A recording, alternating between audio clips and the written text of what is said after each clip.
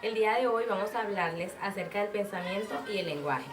Mi grupo está conformado por Kendris Acosta, Melanie Savilés, Melissa Gómez y mi persona Alexa Medrano. Empezaremos hablando acerca del pensamiento. El pensamiento es la capacidad que tenemos las personas de formar ideas y la representación de la realidad en la mente, relacionando unas con las otras. En una definición teórica, diríamos que el pensamiento es todo aquello que nos trae a la realidad a través de actividades intelectuales. Es por esto que se dice que el pensamiento es un producto elaborado de la mente y que puede aparecer a través de un proceso racional del intelecto o ya sea por abstracción de la imaginación. El pensamiento es un fenómeno psicológico, racional, objetivo y externo, derivado del pensar para la solución de problemas que nos aquejan día tras día. Características del pensamiento. El pensar lógico se caracteriza porque opera mediante conceptos y razonamientos. Existen patrones que tienen un comienzo en el pensamiento y hacen que el pensamiento tenga un final. Esto sucede en milésimas de segundo, a su vez miles de comienzos y finales hacen de esto un pensamiento lógico. Esto sucede depende del medio de afuera y para estar en contacto con ellos dependemos de los cinco sentidos. El pensar siempre responde a una motivación, que puede estar originada en el ambiente natural, social o cultural o en el sujeto pensante. El pensar es una resolución de problemas, la necesidad exige satisfacción. El proceso del pensar lógico siempre sigue una determinada dirección. El proceso de pensar se presenta como una totalidad coherente y organizada, en la que representa sus diversos aspectos, modalidades, elementos. Bueno, yo le voy a hablar un poco de la clasificación del pensamiento. El pensamiento se divide en 8 pensamientos. El primero es el pensamiento deductivo, que es aquel en el cual podemos hacer afirmaciones partiendo de lo general a lo particular. El segundo es el pensamiento inductivo, que es lo contrario al deductivo. En este pensamiento inductivo podemos razonar partiendo de lo particular a lo general. Luego sigue el pensamiento analítico, es aquel donde nosotros podemos, valga la redundancia, analizar la situación a la que nos estamos enfrentando o cualquier problema y poder decir cómo lo podemos solucionar o a qué conclusiones podemos llegar. Este es el pensamiento analítico, el que nos permite analizar una situación. Luego está el pensamiento de síntesis, que es aquel pensamiento donde nosotros buscamos las palabras adecuadas para expresar una idea. El pensamiento creativo es aquel donde surgen o nacen nuevas ideas o conceptos. Está el pensamiento interrogativo, que es aquel en el cual nosotros mentalmente nos planteamos preguntas para luego resolverlas internamente. Es decir, si yo quiero solucionar un problema, yo me pregunto, ¿cómo puedo hacer esto? Internamente también me lo respondo. Es allí donde estamos aplicando el pensamiento interrogativo. Luego está el pensamiento sistemático, que es aquel donde se estudian todas las partes de un todo.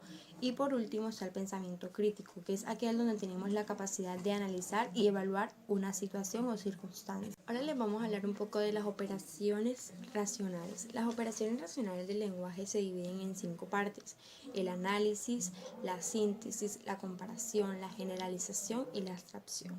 El análisis es la división mental, es decir, el pensamiento se divide en 2 partes, la izquierda y la derecha. La parte izquierda es la que piensa en lo positivo y la parte derecha es lo que piensa en lo negativo. Luego está la síntesis, que es donde se reúne todo lo mental para luego ser analizado o recordado.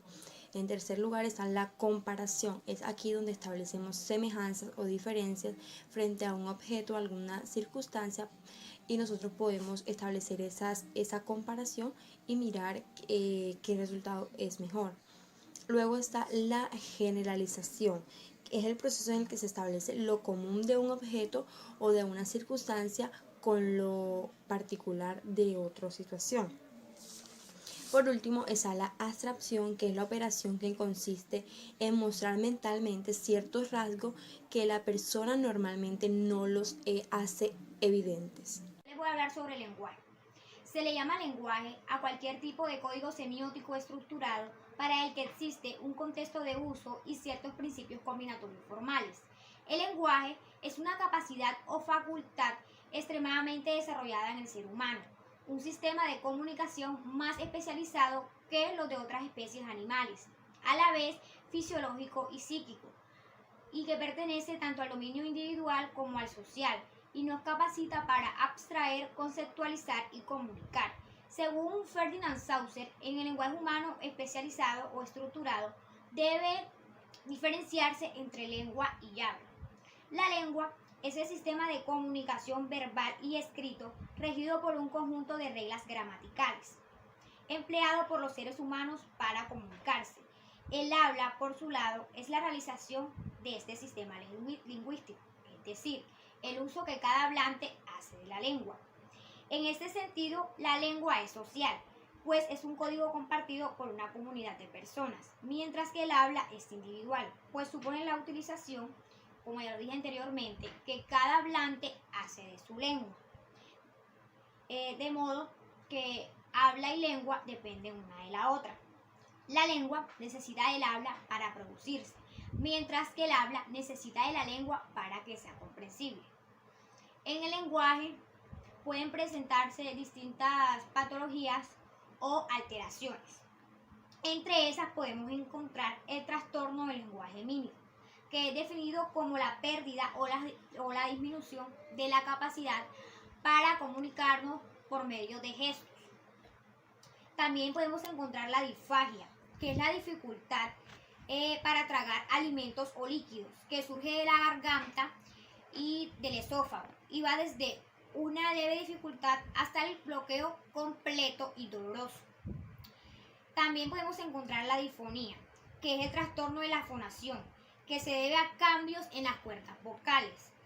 La disfemia, que es conocida como la tartamudez, es el trastorno del habla que involucra problemas frecuentes con la fluidez normal y la continuidad del habla. Hay que resaltar que este trastorno de disfemia o tartamudez también se puede dar por un episodio doloroso o de violencia que haya vivido dentro de su entorno, ya sea en su entorno familiar o en su entorno, no sé, de nivel social. La afasia, que es el trastorno del lenguaje que se caracteriza por la incapacidad o la dificultad de comunicarse mediante el habla, la escritura o la mímica, y se debe a lesiones cerebrales. La disartria, que es la debilidad de los músculos que se usan para hablar, lo cual suele hacer que el habla suene lenta y confusa. Y por último tenemos el trastorno del lenguaje oral, que es el deterioro o el desarrollo deficiente de la comprensión y utilización de un sistema de símbolos, ya sea hablados, escritos u otros, incluyendo la morfología, la sintaxis, la semántica y la pragmática. El lenguaje humano. Este se debe a adaptaciones evolutivas que se dan exclusivamente en seres humanos de especie Homo sapiens. La conducta lingüística en humanos no es de tipo instintivo, sino que debe ser adquirido a través del contacto con otros seres humanos. Las estructuras de las lenguas naturales, que son el resultado concreto de la capacidad humana de desarrollar lenguaje, permiten comunicar ideas y emociones a través de un sistema de sonidos, trazos, escritos o signos, y gracias a esto se da la relación y entendimiento entre individuos. La neurolingüística. La neurolingüística es el área disciplinar dependiente de la neuroanatomía, que se preocupa por la computación cerebral del lenguaje humano. Los principales áreas del cerebro que se encargan del lenguaje son el área del lenguaje hablado y el área de la comprensión del lenguaje hablado. El área del lenguaje hablado está en el área de Broca, en el hemisferio dominante, y el área de la comprensión del lenguaje hablado está en el área de Wernicke, correspondiente al área de Worman en el lóbulo temporal izquierdo. Las patologías del lenguaje. En las patologías del lenguaje tenemos diferentes alteraciones del lenguaje. Entre ellos están trastorno del lenguaje oral, disfagia, afasia, disfemias, disfagia, agrafia y alexia, y por último, trastornos del lenguaje mímico. Ahora les voy a hablar sobre el lenguaje de la naturaleza. La naturaleza también tiene su propio lenguaje o formas de comunicarse. Entre esas tenemos la comunicación química. Esta comunicación depende del sentido del olfato o en algunas ocasiones del gusto. La comunicación acústica. Las ondas sonoras pueden variar de altura e intensidad. Sirven para transmitir una amplia gama de información. Estas señales viajan en todas direcciones y el receptor las localiza con facilidad. Comunicación visual. Muchos animales diferentes usan estas señales que pueden encender o apagar en un instante, aunque por lo general suelen ser útiles en determinadas horas del día y suelen consistir en movimientos bruscos. Y por último tenemos la comunicación táctil, que es la que consiste en transferir señales por medio del contacto con la piel o partes exteriores de los seres vivos. Tipos de lengua.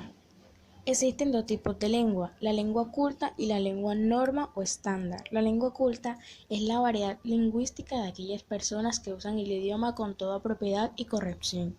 La lengua o norma estándar es el conjunto de hábitos lingüísticos que los hablantes de un idioma consideran prestigiosos. Relación entre pensamiento y lenguaje. El pensamiento no solo se refleja en el lenguaje, sino que la determina. El pensamiento precisa el lenguaje transmite los conceptos, juicios y raciocinios del pensamiento. El pensamiento se conserva y se fija a través del lenguaje. El lenguaje ayuda al pensamiento a hacerse cada vez más concreto. Verde, fucsia, azul, amarillo. Amarillo, fucsia, naranja, verde, fucsia, azul, amarillo, morado, negro, fucsia, salmón, verde, negro, fucsia, amarillo, verde, morado, naranjado, verde. De fucsia, azul, amarillo, morado, negro, fucsia, naranjado.